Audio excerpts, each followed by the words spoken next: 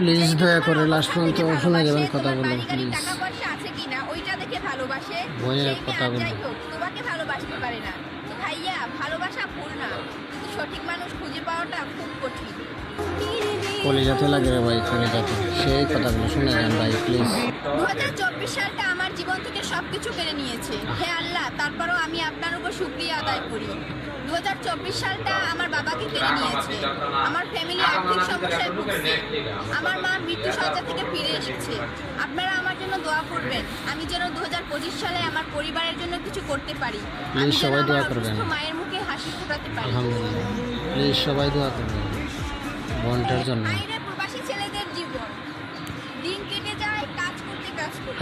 হায়রে জীবন, আমাদের জীবন খুব কষ্টের ভাই। মানুষ আর ফ্যামিলির কথা চিন্তা করতে করতে, এটাই প্রবাসী ছেলেদের জীবন। এটাই আমাদের জীবন, বাস্তবতা ভাই। একটা লাইক চাই প্লিজ।